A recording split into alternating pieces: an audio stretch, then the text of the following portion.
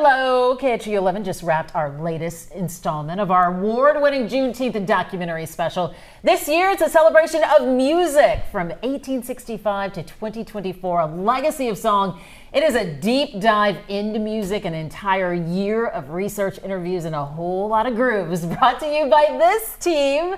Joining us, senior producer Nicole Jones, producer Kristyn Beecher, and you know this gentleman, Len Cannon, as well. Welcome. And you know what? Here's the thing. It's nice to see both of these ladies on this side of the camera for a change. Normally they're doing things off camera, helping us put these specials together, but we have these moments where they get to talk about, you guys get to talk about what you enjoy, what you like as part of the process. Yes, yes. And what I love, this is our fourth year to do this. I know Kristyn is a little bit newer to the team, but you joined us last year as well. And we have discussed everything from general history about Juneteenth itself, especially in the first year, but also the pursuit of economic equality, the freedom to learn and education, and then this year, music. What is it about this year's theme that you ladies were excited about? For me, music is just such a big part of my life. I can listen to music all day, every day. So I love all things music, and I love that we were able to intertwine it throughout the whole special, from old to new. So that's what I really love.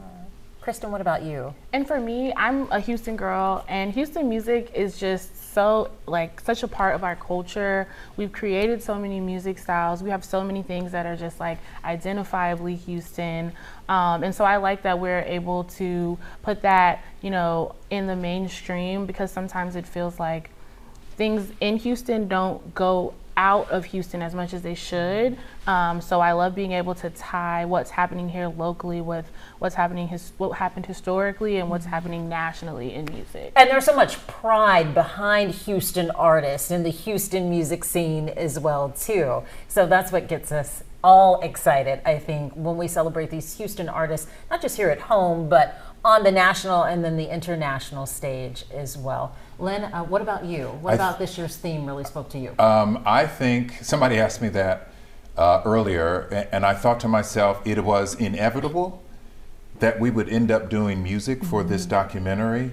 You and I talk a lot about music. If we could sing through a newscast, we would. Yeah. We do during the commercials. Yes, we do. But I think it was inevitable because it is such a part of our culture and our history. It is in our bones. And so when you marry that with the journey historically of coming to this country, and from generation to generation, the different genres that were born out of pain and suffering to become something such an incredible gift to the world, I think we were bound to come to this point. And I think that's why, you came up with this idea. And I think it's why it resonates with you in terms of how to put this together. It's amazing. It's a lot of fun. I was a disc jockey back in the day. I sang in gospel choirs. So I eat this up. I just love it. Well, it taps into your life, right? And I think that's the thing for all of us. Music speaks to our lives. And music for African Americans really tells our history, and especially for that pursuit of freedom and equality. From before even music started here in the United States, going all the way back to the mainland, to the motherland, and the sounds that we created there, and how those sounds transitioned over water, over time, over history. And if you really listen to the lyrics and the sound of the music, you will hear all of that and you'll be moved by it. And I think you guys can speak to this. Part of what is great about these projects is the research involved, and you can talk about what you uncovered, maybe what you didn't know before with this one, the music. Yeah, speaking of what Mia was just saying, one thing that stuck out to me that I didn't really, put two and two together beforehand was about how the drums were discovered in Africa and brought over with us when we were brought over here. That part of the documentary this year really spoke to me, and being able to find the images to go along with it, that was really cool. Yeah, I don't think people realize the immense amount of research and time it takes to find just the imagery to support this special as well. Kristyn, I know you spent countless hours looking for images and video. There's so much work involved there. Yeah, it's when you think about music, of course you're thinking about sound, but there's so much. Of course, we have to have images for this documentary. So one, just being able to find like unique ways to have imagery that matches what we're talking about on the screen. But it was also really refreshing for this year for there to be so much like historical music that has been preserved, even old videos of like the very beginning of the first picture shows.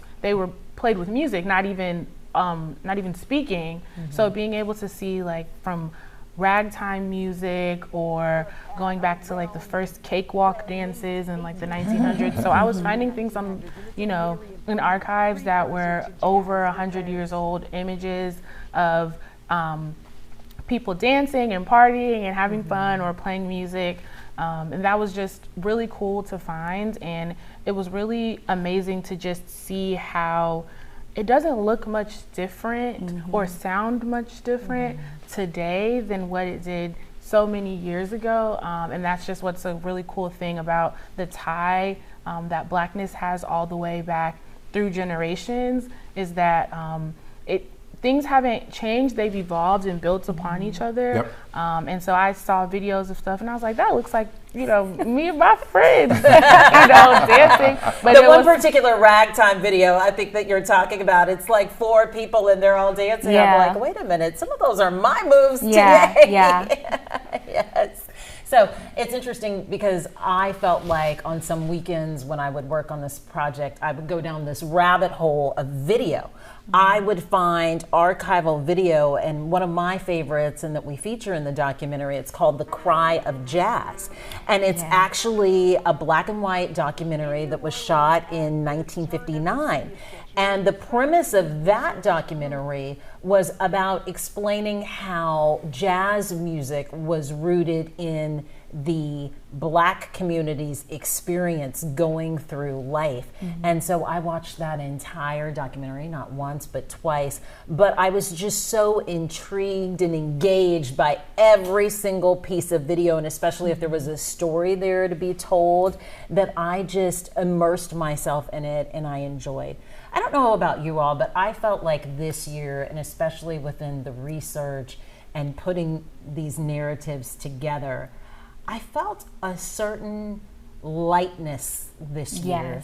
Because this is a difficult history, as we know, the history of African American people, from being enslaved to emancipation to that continued fight for equality. It can get really, really heavy, right? Yeah. And this year, while yes, of course, there were songs that reminded us of the struggle and the freedom that we were seeking, but there was so much happiness and joy there too. Yeah. I think it's our gift to the world, and so to explore that from the beginning through time was amazing. I mean, you mentioned ragtime, blues we touch on, hip hop, jazz, gospel. I grew up in small town Ohio, and I can remember the evolution of gospel that I witnessed. Because I was in a small town, I sang in a gospel choir. You know what the music was? A piano. That's it. We'd go to a bigger city and listen to a gospel choir, and all of a sudden they had drums, guitars, organ. I was like, hey, what's going on here? It was so much bigger. They had a full band. They had a full band. And so that was I was witnessing that evolution. It actually started much earlier than when I was in high school, but for me personally, to witness that where it became a little bit more, where the gospel became more syncopated, more pace, sounded in many cases more secular, some people thought. When you think of, what's his name, Kirk Franklin, people are like, whoa, okay, he's really going out there. It's almost like he's mixing. So, but that's been the evolution of the music that I have witnessed, that I enjoyed in this piece, because that's one of the stories is the evolution of gospel, how it started out as you know, spirituals, we know what that is. Spirituals without music, without an audience, okay, in the fields, that then became gospel music, that then became, gospel evolved to more secular, and jumping out of the secular, you had many great singers who became R&B singers. Yep. And there's a whole list of those folks. So it's really incredible. And since I started out as a disc jockey on the radio, I remember a lot of great artists who came out of the church. So Amen. The evolution of gospel speaks volumes to people. It does, and it can be heard across the different genres as well. Did you ladies experience a certain level of joy and happiness this year? Yes. I'd say in the past, Kristyn and I, like when we looked for images and videos, it could be heavy, like you both were saying, when you talk about slavery. But this year, we didn't look up a lot of that stuff. We looked at a lot of like really great musical videos. I found myself going down a rabbit hole of like Parliament, because there's a section where we have that in the documentary. Disco videos. We saw a lot of Ray Charles videos. So it was a lot of fun this year looking at those videos that are more happy. Now, so I think mainstream is familiar with Black contributions on so many levels. What we touch on in the documentary is also classical music. You know, you've got Gabe Baker, who plays the cello with a little variety and a little spice. Absolutely. And we have opera singers who are the new generation of opera singers who happen to be Black. But that goes back many decades. So to watch them and their craft in this story is a nice element to see. It shows how much we're covering in this documentary. Well, and I think it's an education within itself, right? Because we don't hear opera music in the mainstream, right, you know, on the radio or streaming, right? So it's an education to our audience that opera is very diverse and that African Americans play a role in that genre as well too from the start, right? So it's recognizing and paying homage to those who came before us, who were instrumental, and not just sometimes starting the genres, but expanding them and broadening them to a different audience as well. You know, I'm thrilled to do this year because Juneteenth obviously is mid-month, but June is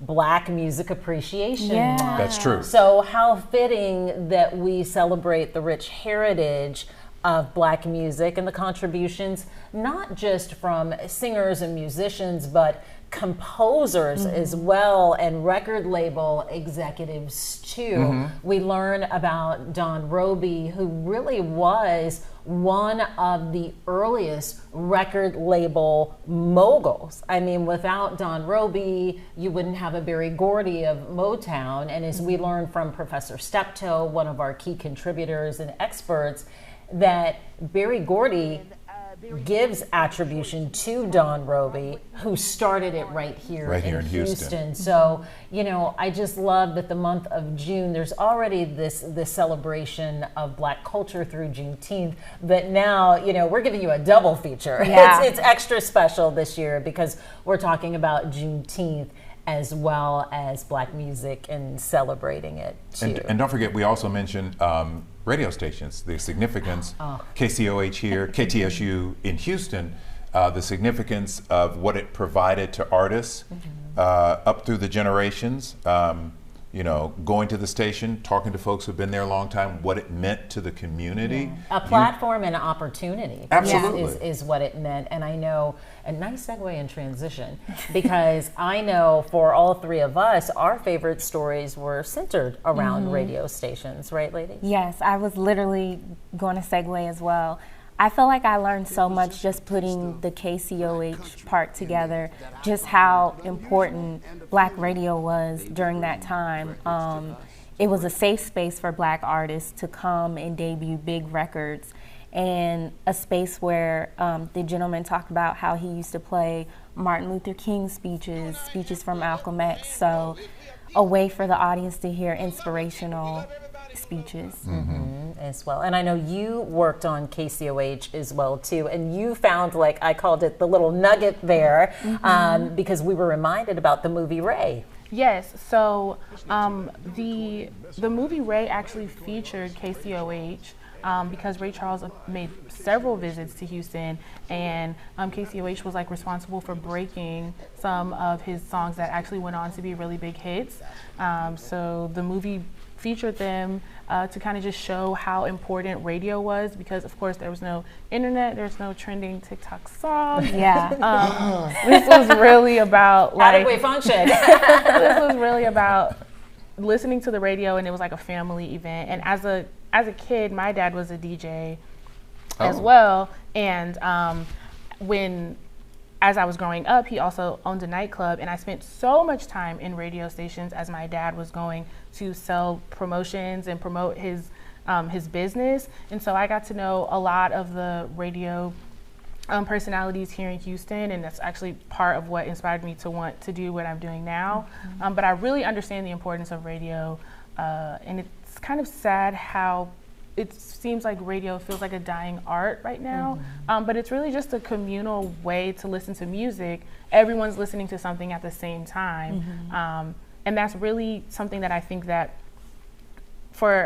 especially as Black people, we do a lot of communal aspects together, and so not having that connection to radio, I feel like it's something that maybe we're missing. So it was really cool to go back and see just how important radio was here in Houston, because now you listen to one thing on your phone. I could be sitting with Nicole and she's listening to something completely different. Blame it on technology. Right. Streaming. I mean, there's so many other ways to get your music out there. People are becoming famous by, TikTok. TikTok and Instagram. Or YouTube. Yes. So, well, and I think, stations like KTSU on the campus of Texas Southern University and HBCU, they're really trying to reach all the generations through different technology as well too. And that's true.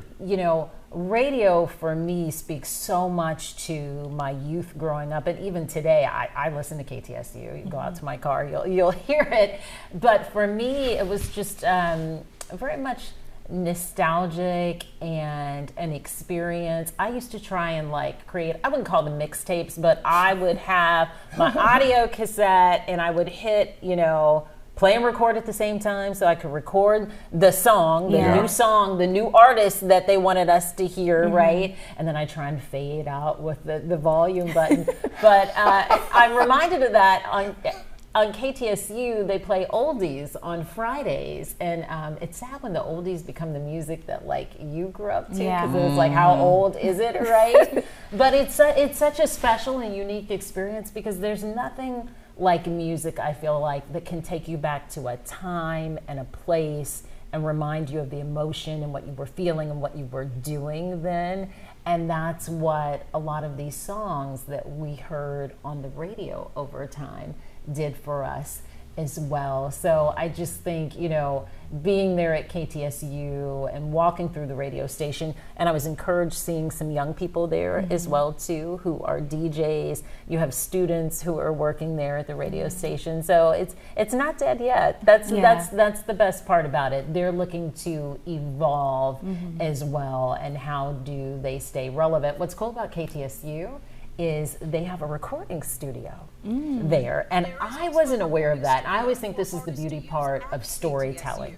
You go in and you have an idea of the story you want to capture, right? But you start interviewing people, and they start revealing these things that you weren't even aware of, and you were intrigued by it, and then you end up going down that road. So I said, hey, Ernest, can you play the drums? Ernest is the station director at KTSU, the general manager, and he's like, yeah, we have a drum kit over in the recording studio. I'm like, you have a recording studio? And so, you're thinking it's a university. How formal could this recording studio be? It is a fully professional recording studio. They've had major recording artists come through. We go in, he plays the drums. I'm just in awe of the space. And then he hands me the drumsticks. That was the best part. So but you got to watch the special. Yeah, I was going to say, that's a tease. To see Mia with the sticks, that is a tease. You got to wait to see it. Yes. but so many wonderful things that are revealed through this. I want to say, did you learn anything that wasn't centered around music? There was one big thing within the special that I learned that I was not aware of, and I call this an ongoing education as producers and contributors to this, with the transatlantic slave trade, that the majority of slaves went to not just South America, but to Brazil. I had no idea. 55%. Yes. 55%. Yeah. And such a small percentage came to the United States. Maybe 5 or 6%. So I was really floored to be educated about those numbers. But these are the things that are revealed to us and that we learn right along with the audience too. Yeah. There's a lot of history there. And if we wanted to do music part 2, which we could, there's so much. Yeah. There is so much. We could go to the islands, we could go to Brazil. I mean, there's a whole different genre of music there. But there's a lot of history there. And it's, like I said, we had to do this. We had to have a Juneteenth special with music because it is so rich and so varied and so much a part of today, especially mainstream. You watch a commercial and you hear something from 30 years ago or 20 years ago that's now part of a commercial. And still resonates with you. And still resonates. And that's why they're using it, and right? that's why they're using it. Exactly. Yeah. Because of the memories and the nostalgia. Yeah. So I'll close with wanting to know everyone's favorite music genre. Because in the world of Black music, there are so many different genres, even country music. Yes. Hey now. Very true. So Nicole, what's your favorite musical genre? I'd say R&B. A lot of my favorite singers fall under R&B. I love Mary J. Blige, Mariah Carey, Beyonce. So definitely R&B for me. For me, it would probably be gospel. I'm a church kid. I was a gospel choir girl in college, and even if I'm getting ready to go out, sometimes I'm playing gospel music while You're getting prayed up before you go out. While I'm doing my makeup. So it's like it just puts you in such a great space, and that's what the gospel means anyway. It's the good news. So I really just love gospel music. I'm with Nicole on R&B. I love slow jams. I will listen to slow jams any time of the day, morning, noon, or night. So classic R&B, slow jams, you name it. I loved New Edition, still do. Bobby Brown. I could sit here and go on and on. Babyface, and not just one of the talented singers and musicians, but a major producer and record executive and songwriter. I can attest to this because if I sing a song, and I'm the oldest up here, Mia knows the words. I don't miss a cue. She knows the words. I'll be like, you were how old in this game?